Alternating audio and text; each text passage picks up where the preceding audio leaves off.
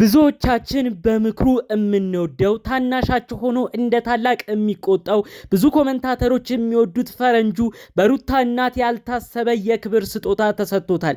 እጅግ ደስ ይላል። ሁሉንም በዝርዝር አሰማችኋለሁ። ሩታ እናት እንዲህ ብለዋል። ልጄ ሩታ ብዙ ስትከፋ ከጎኗ የራቁት እንዲሁም ትዳሯን ለመበተን የሚሯሯጡት አቤላና ብሩክን የመሰሉ የሷ ወዳጅ መስለው የቤቷን ትዳር የሚያናጉ ጓደኞች ወዳጅ መስለው ጠላቶች በከበቧት ዙሪያ ሌሎች ደግሞ እንደ ፈረንጆ የመሰለ ቁም ነገረኛ ወዳጅ ለካላት።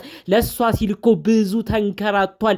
ለሷ ሲልኮ ጓደኞቹ እስኪሰድቡት ድረስ ብዙ ተከራክሯል። ፈረንጁ የሚባለው ልጅ እጅግ ወደዋለሁ አከብረዋለሁ በማለት የሩታ እናት ጋቢ ገዝተው ይህ የኔ ማስታወሻ ነው በማለት እጅግ የሚያስደስት ስጦታ ሰጥተዋል። ፈረንጁ ምርጥ ወንድም ወዳጅ ጓደኛ ነው የምትሉ የተሰጠው ስጦታ የሚያስደስታችሁ እስቲ ቪዲዮ ላይክ በማድረግ ጀምሩ። ከዚህ ጉዳይ ጋር ተያይዞ ታዲያ ፈረንጁ ያንን ስጦታ ሲቀበል የተናገረው እጅግ ልብ የሚነካ ንግግርም አስደምጣችኋለሁ። በሌላ በኩል ደግሞ የሚንሸራሸሩበት ቦታ እና አብርሽ ቦታ ጋር ደግሞ የተከሰተ ሌላ ከባድ ክስተትም ተፈጥሯል። ሁሉንም በዝርዝር አሰማችኋለሁ።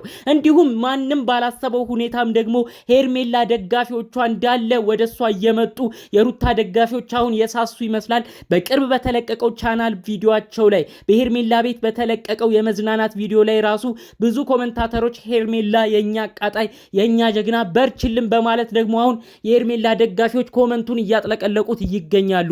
በአጭሩ ምን እንደተፈጠረ ባይታወቅም ነገሮች ሁሉ ግልብጥብጥ ያሉ ይመስላሉ። ሁሉንም በዝርዝር አሰማችኋለሁ። ሰላም ጤና ይስጥልን ውድ የሀገሬ ልጆች፣ በያላችሁበት ሰላማችሁ ይብዛልኝ።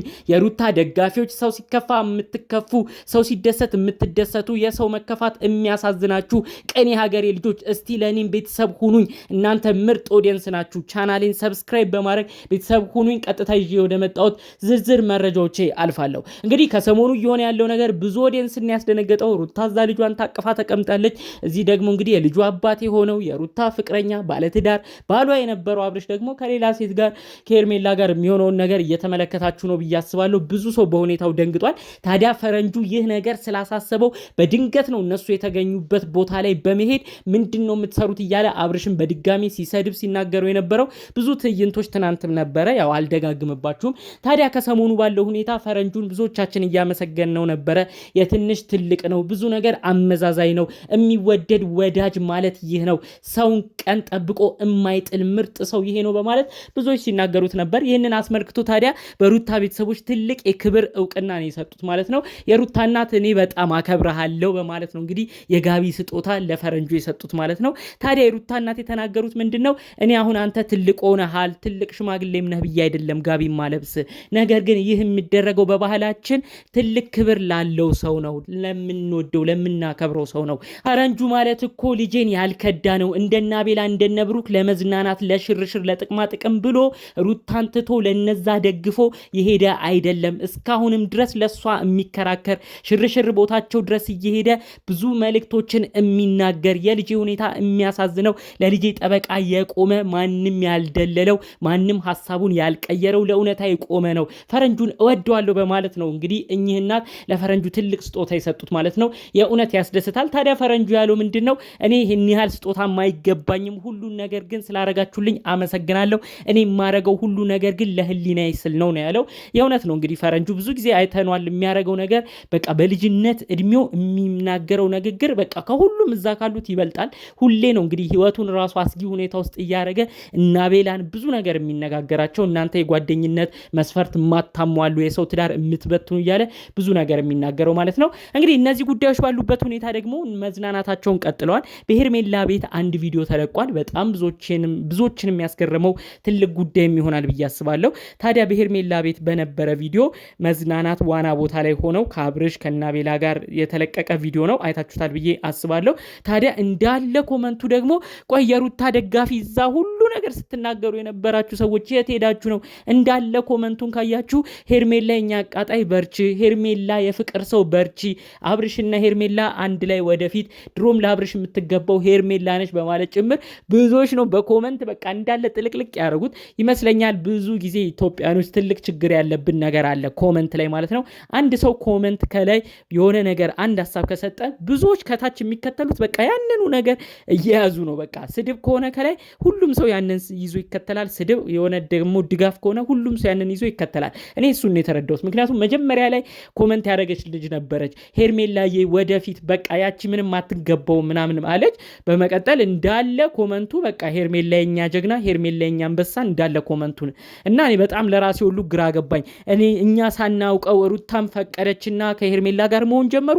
እንዴት ነው በዚህ ያህል ደረጃ ኦዲየንሱስ እንደዚህ የሚቀያየረው? የእውነት በጣም ነው የገረመኝ። በሌላ በኩል ደግሞ የሩታ ወንድሞች አሁንም ቢሆን ጉዳዩ ላይ ቀጥለው ሄደውበታል።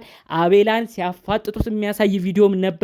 አብርሽን አሁን በፍጥነት አምጣልን፣ ከዚህ በኋላ የያዝነው ጉዳይ ቀልድ አይደለም በማለት ጭምር የሩታ ወንድሞች በከባዱ ሁኔታ እንግዲህ አቤልን ሽጉጥ ሁሉ ደቅነው ነው ሲያስፈራሩት የነበረው ማለት ነው። ጉዳዩ እንግዲህ እየተባባሰ እየተካረረ ነው የመጣው። በሩታ በኩል ፍቹ እንዲጠናቀቅ ነው የሚፈልጉት። የሩታ ወንድሞችም ይህንን ለማድረግ ነው የሚንሸራሸሩበት ቦታ ድረስ ራሱ በመሄድ አቤላን እንግዲህ ሌላ ጦስ ውስጥ ሁሉ ሊከታቸው ነበር ልጁ። አቤላ አሁንም ቢሆን የማይሆን ንግግር ነው የሚናገረው። ልጆቹን እልህ ለመጨመር ነው የሚሞክረው። እባክህ አቤላ ለህይወት ጠንቅ የሚሆን ነገር ላለማድረግ ሞክር ነው ማለት እንፈልገው። ልጁ በቃ እልህ ተጋብቷል። አቤላን የሚመልሰው መልስ ራሱ ምንና ምን እንደሆነ ራሱ ነው አንዳንዴ ለመረዳት ግራ የሚገባኝ ማለት ነው። በቪዲዮ ማየታችሁታል ብዬ አስባለሁ። እነሱ ተሰብስበው ነው የመጡት። ሲጀመር የእህታቸው ሁኔታ ያሳዝናቸዋል። እልህ ውስጥ ናቸው። እንግዲህ በከባዱ ሁኔታ ሊጣሉት ሲሞክሩ እሱ ጭራሽ ምንም አታመጡም እያለ ሁሉ ሲናገር ነበር። ልጆቹ ደግሞ ሽጉጥ ሁሉ ነው ይዘው የሄዱት።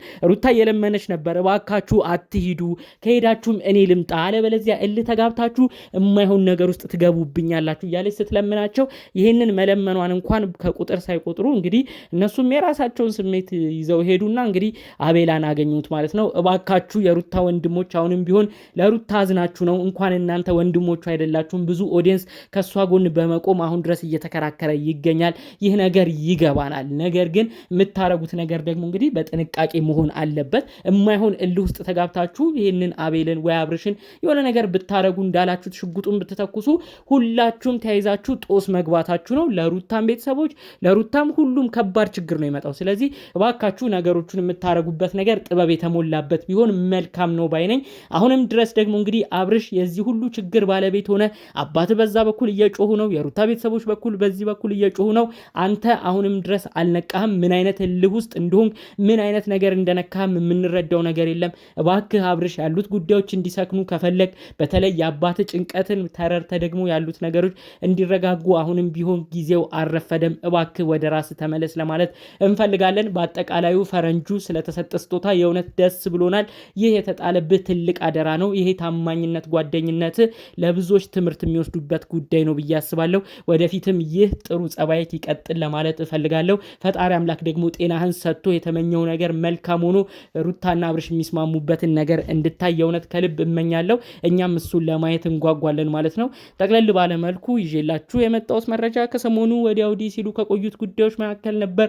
በሌሎች ቪዲዮዎቻችን እስክንገናኝ ድረስ ሰላሙን ሁሉ ተመኘውላችሁ። ሰላም።